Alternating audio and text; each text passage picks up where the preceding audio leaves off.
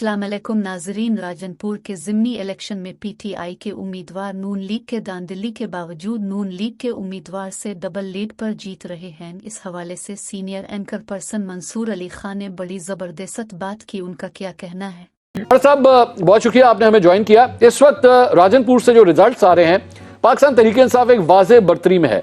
क्या ये कहा जा सकता है कि आप लोगों की भरपूर कोशिशों के बावजूद ऑस्टेरिटी ड्राइव भी अभी अनाउंस की गई वज़ीर आज़म की तरफ से भी, लेकिन पाकिस्तान तहरीक इंसाफ का वोट बैंक जो है वो बरकरार है, बल्कि विनिंग पोजीशंस के अंदर है। आपके लिए लम्हा फिक्रिया है ये? देखिए, मेरा ख्याल अभी बहुत काबिल वक्त है फाइनल रिजल्ट से पहले कोई इस पे ओपिनियन फॉर्म करना। मगर देखिए, वोट बैंक तो सारी पार्टियों का बरकरार है और इस बात को भी पेश नजर रखना होगा कि पीपल्स पार्टी का भी कैंडिडेट जो कि एक लोकल कैंडिडेट है, गुरचानी ट्राइब से ताल्लुक है, वो भी वहां पे खड़े हैं।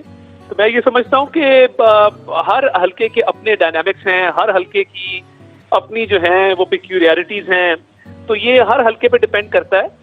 और ये एक लार्जली रूरल हलका है जिसके अंदर ऑब्वियसली धड़ों का भी वोट है, ट्राइबल वोट है, तो ये जब रिजल्ट आएगा फाइनल तो फिर बेहतर तर्जिया दिया जा सकेगा। तौड़ा साहब, लेकिन अगर मुस्लिम लीग नून और पाकिस्तान पीपल्स पार्टी के वोट अगर आप आपस में मिला भी लें तब भी पाकिस्तान तहरीक इंसाफ के बराबर वोट नहीं बनते। कि अगर फाइनल पोलिंग स्टेशन का रिजल्ट आ जाए तो उसके बाद बेहतर होगा तर्जिया, अभी बहुत कबल वक्त होगा कुछ कहना।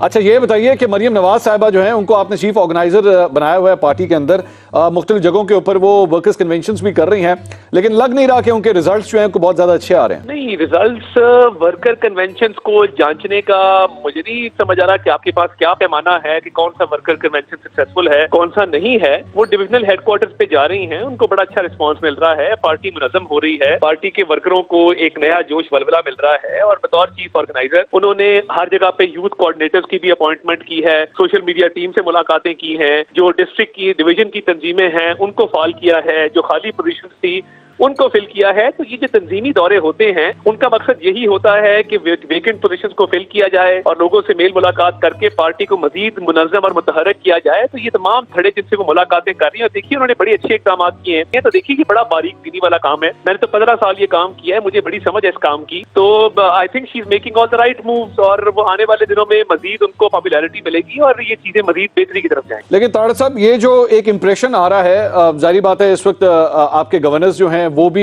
इलेक्शन की डेट नहीं दे रहे हैं और अब मामला जो है ऑब्वियसली कल सुप्रीम कोर्ट के अंदर भी सुना जाना है। अभी तो जाहिर बात है बेंच की फॉर्मेशन के ऊपर एतराज आया हुआ है, लेकिन ये जो एक इंप्रेशन है कि जनाब मुस्लिम लीग नून एक्चुअली इलेक्शन से भाग रही है क्योंकि उसे अपनी कामयाबी के जो इम्कानात हैं बहुत कम नजर आ रहे हैं, इस इंप्रेशन को किस तरह जाहिर किया जाएगा?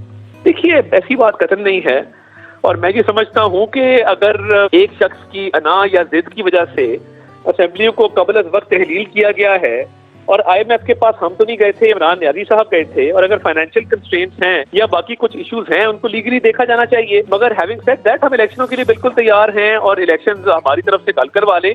मगर ये नहीं होगा कि बेंच जो है वो पहले ही 2 प्री डिटर्मिन्ड माइंड वाले जजेस जिन्होंने डोगर वाले केस में नोटिस लिया, एक बिल्कुल इररेलेवेंट मैटर था, उसमें चीफ इलेक्शन कमिश्नर को बुला लिया, उसके बाद बायसनेस शो की।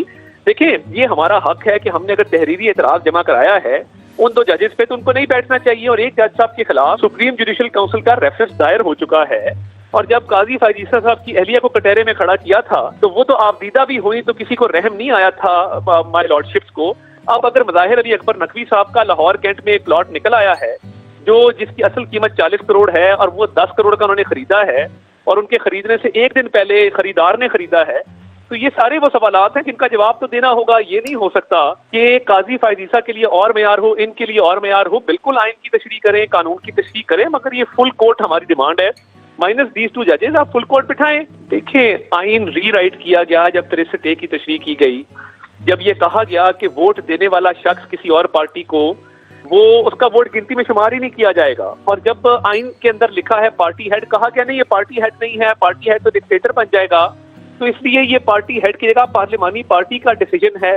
तो देखिए, जब आइन रीराइट किया जाता है तो ये सवाल बिल्कुल काबिल गौर है। मगर इसमें मैं ये जरूर अर्ज करता चलूं, हमारी 2 दरखास्तें हैं। पहली दरखास्त है कि ये 2 जजेस रिक्यूज करें, दूसरी दरखास्त है कि फुल कोर्ट तश्कील दिया जाए ताकि आइन की तशरीह में पूरे सुप्रीम कोर्ट का ओपिनियन आए, और तीसरा हमारा फिर हम मेंटेनेबिलिटी को भी चैलेंज करेंगे। मेरिट्स पे अगर बात आती है तो फिर ऑब्वियसली ये देखना पड़ेगा कि ये जो असेंबलियों की तहलील थी ये किस तरीके से की गई। मगर फिलहाल हमारा ये जो डिमांड है कि 2 जजेस इसमें ना बैठे, वो बड़ी जायज डिमांड है। अगर वो डिमांड पूरी नहीं होती तारड़ साहब, अगर वो डिमांड पूरी नहीं होती तो आप लोगों का लाहेअमल क्या होगा?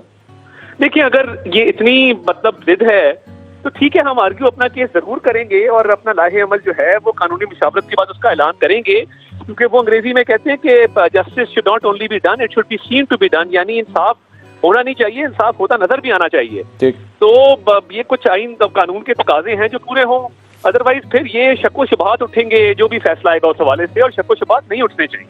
बहुत बहुत शुक्रिया अताउल्लाह तारड़ साहब आपका। नाज़िम मुस्लिम लीग नून के रहनुमा, गुफ्तगू आपने सुनी। आसमा साहिबा, अतर काज़मी साहब और अमार मसूद साहब, मैं आपकी तरफ आना चाहूँगा। सबसे पहले आसमा साहिबा, ये सारी जो गुफ्तगू आपने सुनी है, जो जवाब पेश किया जा रहा है इस वक्त जो रिजल्ट्स आ रहे हैं राजनपुर से, लेकिन अगर वोट बैंक के लिहाज से देखें तो मुस्लिम लीग नून के लिए फिर भी कोई नंबर्स इतने ज़्यादा अच्छे नहीं हैं।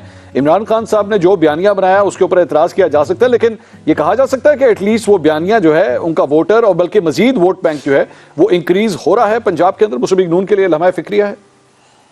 जी बिल्कुल है, और शायद यही वजह है कि इंतखाबात को ऑप्ट नहीं किया जा रहा है। ये तो इसमें कोई दो राय नहीं है कि मुस्लिम लीग नून और इत्तेहादी जो हैं वो इलेक्शंस के हामी इसलिए भी नहीं है कि वो इस मुकाबले से बाहर रह के जो है वो काम करना चाहते हैं फिलहाल, या मुकाबले से ही बाहर रहना चाहते हैं।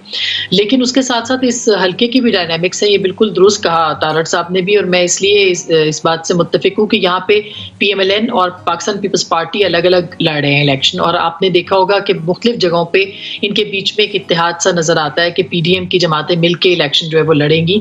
और यही इमरान खान साहब की सबसे बड़ी कामयाबी है कि तमाम PDM की जमातें अगर मिलकर भी लड़ रही हैं तो भी उनका जो कैंडिडेट है वो कामयाब हो रहा है।